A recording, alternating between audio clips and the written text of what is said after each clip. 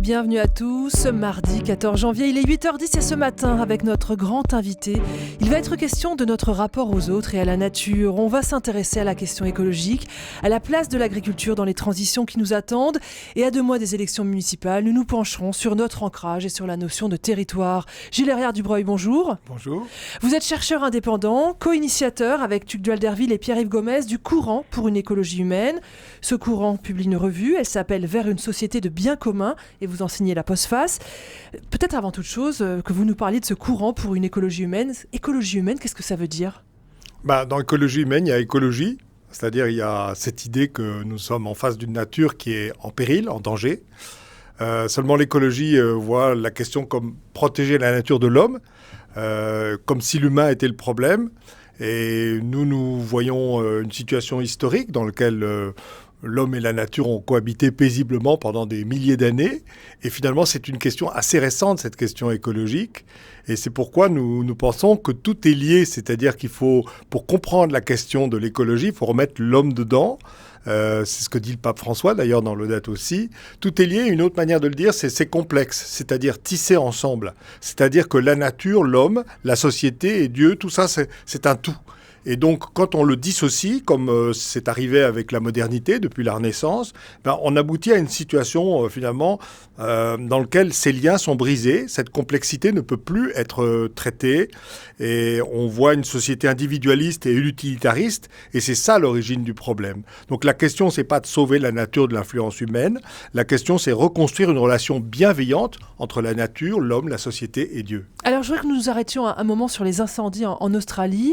Depuis plusieurs semaines, nous assistons impuissants à l'embrasement d'une partie de ce pays-continent. Qu'est-ce que notre effroi devant ces feux dit de nous et de notre rapport à la nature ? Eh bien, en fait, ces feux en Australie, c'est une très belle illustration de ce fameux « tout est lié ». Parce qu'on peut le voir comme une catastrophe naturelle, quelque chose dans lequel finalement l'homme n'aurait rien à faire, mais en réalité, c'est beaucoup plus complexe que ça. Ça fait jouer à la fois le global, le local, l'histoire. Il y a des enjeux, effectivement, ça a beaucoup été dit ces derniers temps, de changement climatique, c'est-à-dire de montée de température assez régulière depuis les années 60 en Australie. Mais il y a aussi d'autres phénomènes qui sont, on va dire, cycliques et régionaux, comme des vents tournants, El Niño, des pluies qui s'arrêtent de façon temporaire. Et tout ça conjugué a donné ces énormes incendies. Mais pour les comprendre, les incendies de forêt, moi je suis forestier par exemple, il y a eu des grands incendies de forêt en France.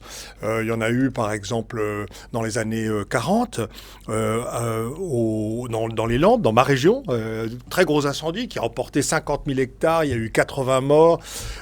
Mais depuis on s'est organisé, on a structuré un petit peu la manière de surveiller la forêt. L'homme est très présent dans cette forêt européenne. Là-bas, c'est différent parce que il y a eu, avant l'arrivée des Européens, il y avait des populations depuis 50, 60 000 avant Jésus-Christ qui se sont installées là, qui ont été au début à l'origine de grands bouleversements écologiques, mais qui ont réussi à construire un rapport avec la nature. Mais depuis l'arrivée des Européens, la relation s'est distanciée. C'est-à-dire que souvent, d'ailleurs, dans l'approche écologique, on va dire conventionnelle, on veut mettre à distance la nature, mais en réalité, la question qui est posée là, c'est quelle est la présence de l'homme dans la nature ? Vous voyez, il y a un facteur technique intéressant, c'est qu'on dit qu'une des raisons qui fait la violence de ces incendies et la difficulté à les maîtriser, au-delà des événements extérieurs dont j'ai parlé tout à l'heure, des conjonctions d'événements extérieurs, c'est ce qu'on appelle la charge de combustible qui se trouve dans la forêt, c'est-à-dire au fond le sous-bois, le bois mort. Et on dit que entre la période des Européens et avant, il y a 10 fois plus de charge de combustible au pied des arbres. C'est-à-dire que la moindre étincelle crée des feux d'une très grande violence. Alors qu'avant, il y avait une présence dans la forêt, il y avait des approches de brûlis, on nettoyait la forêt et donc elle était beaucoup plus, plus en sécurité, on va dire. Donc on voit bien que là-dedans intervient l'homme, l'histoire, le climat. Et on voit bien que c'est une question d'écologie humaine, ce n'est pas qu'une catastrophe naturelle. Gilles Herriard-Dubreuil, on se rappelle des paroles de Jacques Chirac, la maison brûle et nous regardons ailleurs. Aujourd'hui, nous voyons clairement ce qui est en train de se passer. Est-ce que cela peut déclencher une prise de conscience qui engage vers l'action ? Bien sûr, mais il faut trouver les moyens de l'action. Parce qu'on est parfois tétanisé devant cette catastrophe. Oui, on est tétanisé, mais en réalité, la question, c'est de savoir qui doit agir. Or, vous voyez bien que les systèmes de décision internationaux, nationaux, les conférences, par exemple sur le changement climatique, les unes après les autres, au fond, aboutissent plus ou moins à des échecs. C'est-à-dire qu'en fait, nos systèmes de décision sont en difficulté. Et pourquoi, d'ailleurs, ils sont en difficulté ? Parce que, au fond, dans une société individualiste, finalement, c'est chacun pour soi et l'État pour tous ou le marché pour tous. Or, ces questions ne peuvent pas être traitées de l'extérieur. Elles doivent être traitées d'abord par les personnes concernées, dans une forme qui n'est pas individuelle ou collective, mais à travers ce qu'on appelle les communs. C'est-à-dire, c'est des modes de prise en charge du bien commun par des individus. Et ça, c'est quelque chose que la modernité a partiellement effacé et que nous devons retrouver aujourd'hui. On ne peut pas traiter ce genre d'événements. Moi, j'ai beaucoup travaillé, par exemple, dans des contextes post-Tchernobyl, dans des territoires dévastés par la contamination radioactive. Eh bien, il n'y a pas d'autre solution que d'aider les gens à se relever et à prendre en charge la situation. C'est même pas une question, par exemple, uniquement pour les élus ou uniquement une question économique. C'est une question qui touche à la manière dont les gens construisent leur vivre ensemble et portent d'une certaine manière leur bien commun. Dans l'appréhension de ces questions climatiques, de ces questions d'environnement, il y a aussi une question démocratique, c'est ce que vous êtes en train de nous dire ? Bien sûr, il y a une question tout à fait politique. C'est-à-dire, le politique, c'est pas seulement les élus. Le politique, c'est vous, c'est moi. Le politique, c'est ma capacité à prendre en charge, bien sûr, ma vie, mais aussi le bien commun. C'est là que réside cette question politique. Alors, vous avez évoqué le progrès, cette notion de progrès. Comment concilier ce souci du vivant, ce souci de la nature et cet appétit de progrès qui peut nous habiter aussi ? De progrès technique particulièrement. Moi, je ne pense pas qu'on peut dire aujourd'hui que le progrès technique est souhaité. Il est subi. C'est-à-dire que nous le recevons. C'est le développement technique, il est inéluctable. D'ailleurs, chaque fois qu'une technique aujourd'hui est disponible, à partir du moment où elle peut générer de la productivité et du profit, elle est mise en œuvre. Et la bioéthique suit, si je puis dire. Et donc, la vraie question, c'est... cette technique, bien sûr, nous en avons besoin. D'ailleurs, elle accompagne l'homme comme son ombre tout au long de son histoire. Mais la question, c'est est-ce que cette technique est au service de l'homme ou est-ce qu'elle est au service d'un processus de productivité et de profit ? Et c'est pas du tout la même chose. Donc voilà, le gros enjeu, d'ailleurs qui est de nature politique lui aussi, c'est de remettre cette technique au service de l'homme. Et nous avons à nous réconcilier avec la nature ? Nous nous sommes éloignés de la nature ? Disons que ça, c'est effectivement une conséquence de la modernité, c'est cette coupure. J'en ai parlé tout à l'heure, c'est le moment où l'homme se distancie d'abord des autres, l'homme devient individu, et il se distancie de la nature. Et la nature devient un objet utilitaire, c'est-à-dire pour servir son plaisir. Et donc, nous avons abandonné une relation bienveillante avec la nature. On ne peut pas, quand on a une relation bienveillante, on ne peut pas considérer l'autre comme un outil ou comme quelque chose au service de mon confort. Donc voilà la question. Et aujourd'hui, la question qui se pose, c'est le moment où c'est même notre nature humaine que nous sommes en train d'aborder de manière utilitaire. Et c'est pour ça que la question de la bioéthique fait partie de l'écologie humaine et elle est inclue dans cette question. Gilles Herrère-Dubreuil, votre dernier livre s'intitule « De quelles agricultures les hommes ont-ils besoin ?» Cette transition écologique que chacun appelle de ses voeux, elle ne pourra se faire sans les agriculteurs ? Bien sûr, les agriculteurs, sont au chevet de la nature.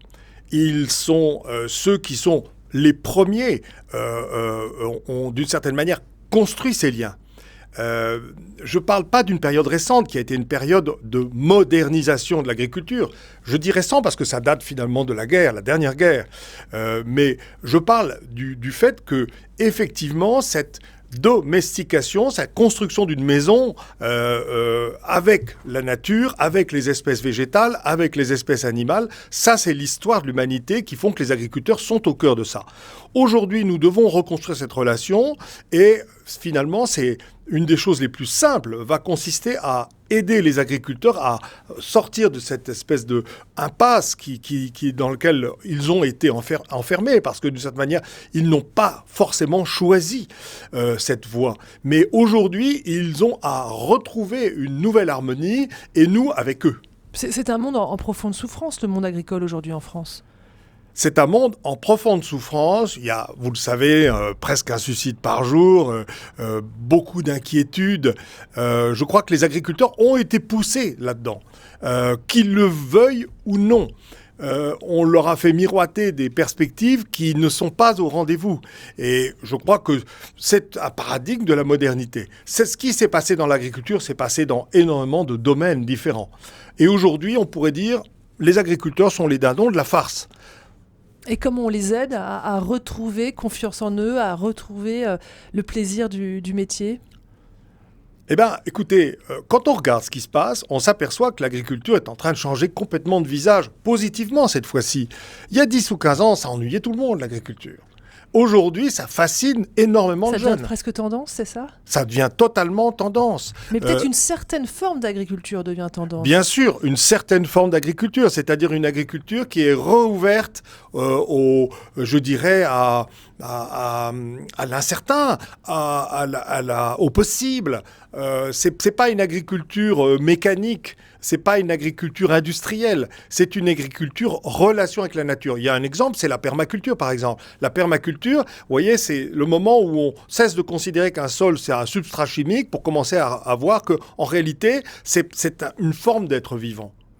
Donc, on va s'interroger à sa capacité à se régénérer lui-même, on va accompagner ce processus et on va cueillir les fruits de ce processus. Donc, ça veut dire qu'on le prend comme un ensemble, on le considère, on se met à l'écoute, on regarde comment il réagit, comment il répond. C'est une forme de relation qui se construit. Gilles Herrère-Dubreuil, vous avez utilisé un mot important, c'est le mot relation.